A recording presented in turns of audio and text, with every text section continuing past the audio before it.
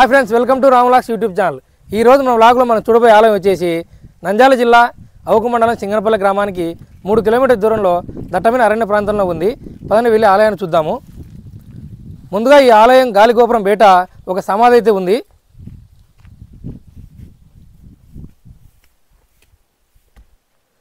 ఈ సమాధి వచ్చేసి ఈ ఆలయానికి సంబంధించిన ఆవుదంట. ఆవు అనారోగ్యం వలన చనిపోవడం వలన ఆవు ఇక్కడే భూస్థాపితం చేసి ఇక్కడ సమాధి అయితే నిర్మించారంట.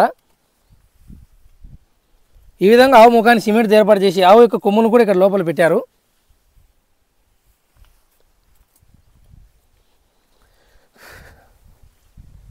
ఈ ఆలయం వచ్చేసి దాదాపు 400 సంవత్సరాల కింద నిర్మించారంట. బ్రహ్మంగారి శిష్యులలో ఒకరైన రామలింగేశ్వర స్వామి వారు ఈ ఆలయాన్ని నిర్మించారంట. ఆయన శిష్యరికంలో ప్రతి ఒక్కరికి ఒక వరం పొందారంట. అదేవిధంగా ఈ రామలింగేశ్వర స్వామి వారు నువ్వు దేశ పర్యటన చేస్తూ నువ్వు ఎక్కడైతే వర్షం పడేప్పుడు నీ మీద వర్షం పడదు అదే నీ స్థావరం అని చెప్పి చెప్తాడంట. అప్పుడు దేశ పర్యటన చేస్తూ ఈ ప్రాంతంలోకి వచ్చినప్పుడు ఇక్కడ వర్షం పడుతుందంట. వర్షం పడినప్పుడు ఆయన మీద వర్షం పడకపోవడం వల్ల ఇదే నా స్థావరం అని చెప్పి నిర్ణయించుకొని ఇక్కడే నేను దేవుని కంటే ఎక్కువ కాదని చెప్పి ఇక్కడున్న స్వామివారిని గుడిని ఆలయాన్ని నిర్మించి ఆయన ఈ ఆలయం వెనుకని జీవసమాధి అయ్యాడంట. తర్వాత మీకు ఆయన జీవసమాధిని కూడా చూపిస్తాను. ముందుగా స్వామివారిని దర్శించుకున్నాం పదండి.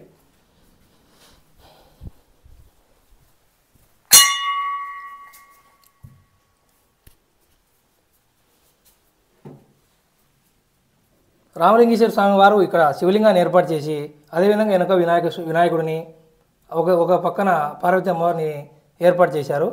రామలింగేశ్వర స్వామి వారి ఆలయం నిర్మించారు కాబట్టి ఆయన పేరు మీదనే శివునికి ఇక్కడ రామలింగేశ్వర స్వామి అని చెప్పి పేరు కూడా వచ్చింది.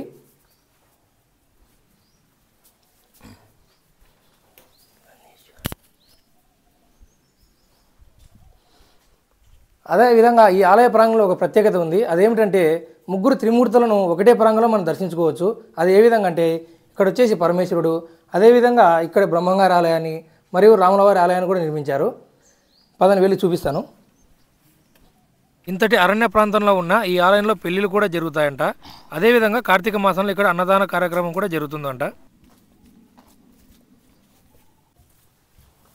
ఇక్కడ వచ్చేసి బ్రహ్మంగారి ఆలయం ఇది. చూడండి, బ్రహ్మంగారు సిద్ధయ్య ఆయన బ్రహ్మంగారి యొక్క ముఖ్య శిష్యులో ఒకడు. గోవిందమ్మ అమ్మవారి విగ్రహాలను ఇక్కడ ఏర్పాటు చేశారు.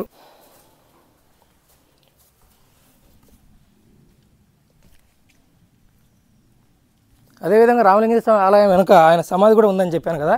పదని వెళ్ళి సమాధి చూద్దాము. లోపల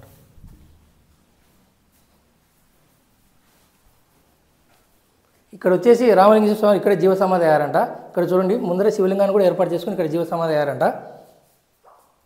ఇక్కడున్న స్వామివారు వచ్చేసి ఇక్కడే 8 సంవత్సరాల నుంచి ఇక్కడే స్వామివారి పూజలు చేసుకుంటూ ఇక్కడే ఉంటారంట. అదేవిధంగా ఇక్కడ ఒక పక్కనే ఒక పుట్ట ఉంది. రామలింగేశ్వర స్వామి జీవసమాధి అయినప్పటి నుంచి ఇక్కడికి ఏదో ఒక సందర్భంలో శ్వేతనాగు రూపంలో వచ్చి స్వామివారికి అభిషేకం చేసి వెళ్తారంట. పదని పుట్టను కూడా చూపిస్తాను.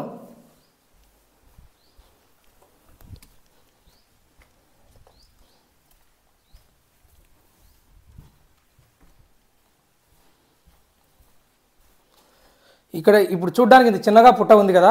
ఇంత ముందు కాలంలో రామలింగేశ్వర స్వామి జీవసమాధి అవ్వకముందు ఈ పుట్ట ఎంతో విపరీతంగా ఈ ఇంటి నిండా పెరిగేదంట.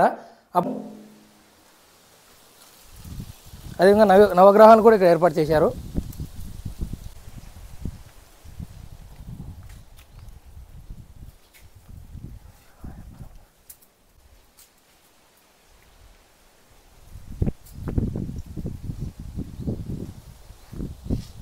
విగ్రహాల తర్వాత కూడా ఇక్కడ నాగుల విగ్రహాలను కూడా ఏర్పాటు చేశారు. ఈ ఒకే ప్రాంగణంలో ఇంతమంది స్వాములను అయితే మనం దర్శించుకోవచ్చు ఈ ఆలయానికి వస్తే. ఈ ఆలయంలో ముఖ్యంగా తొలి ఏకాదశి నాడు జాగరణ చేస్తారంట. అదేవిధంగా కార్తీక మాసంలో ప్రతి వారం ఇక్కడ పూజలు చేస్తారంట. మిగతా కాలంలో అయితే ఇక్కడ భక్తుల సంఖ్య తక్కువ ఉంటుందంట. జనసంచారమే లేని ఈ ఆలయం వద్ద ఎక్కడి నుంచి వస్తాయో తెలియదు కానీ 30 నుంచి 40 కుక్కలు ప్రతిరోజు రాత్రి వచ్చి ఇక్కడ నిద్ర చేసి తెల్లారేసరికి వెళ్ళిపోతాయంట. రాత్రి ఇక్కడే ఉండి ఈ కుక్కలు వచ్చే దృశ్యాన్ని మీకు చూపించాలని అనుకున్నాము. కానీ ఇక్కడున్న పూజారి వారు ఇక్కడ రాత్రిపూట ఎవరు ఉండకూడదు అని చెప్పడం వలన ఇక్కడికి కుక్కలు వచ్చే దృశ్యాన్ని మేము మీకు చూపించలేకపోయాము. అదేవిధంగా ఈ ఆలయ ప్రాంగణంలో ఇక్కడ వచ్చేసి రావి మరియు వేప చెట్టు కూడా ఉన్నాయి. సాధ్యమైనంత వరకు ఈ విధంగా ఆలయాలలో రావి మరియు వేప చెట్టు ఒకే దగ్గర ఉండడం చాలా తక్కువగా అరుదుగా కనిపిస్తాయి. మనకి ఈ ఆలయంలో ప్రాంగణంలో ఈ చెట్లు ఒకటే చోట కూడా మనకు ఉన్నాయి. లింగేశ్వర స్వామి ఆలయం పక్కనే ఇక్కడ వచ్చేసి జ్ఞాన సరస్వతి అమ్మవారి ఆలయాన్ని నూతనంగా నిర్మించారు. పిల్లల అక్షరాభ్యాసం కొరకు మొదటగా బాసర, ఆ తర్వాత కొలను భారతి, మూడో స్థానంగా వచ్చేసి ఇక్కడ జ్ఞాన సరస్వతి అమ్మవారిని విగ్రహాన్ని ఏర్పాటు చేశారు. ఇక్కడ కూడా వచ్చి పిల్లలు అక్షరాభ్యాసం చేయవచ్చు అని చెప్పి ఇక్కడ స్వామివారి పూజలు చేసి స్వామివారు వచ్చేసి స్వామి స్వామి ఇక్కడ వచ్చేసి ఈ స్వామి 8 సంవత్సరాల నుంచి ఇక్కడే ప్రతి సోమవారం స్వామివారికి వచ్చి పూజలు చేసుకుంటూ ఉంటారు. ఈయన ప్రోద్బలం వల్లనే ఇక్కడ జ్ఞాన సరస్వతి అమ్మవారి ఆలయాన్ని కూడా ఏర్పాటు చేశారు. Thanks for watching. Please subscribe to my YouTube channel.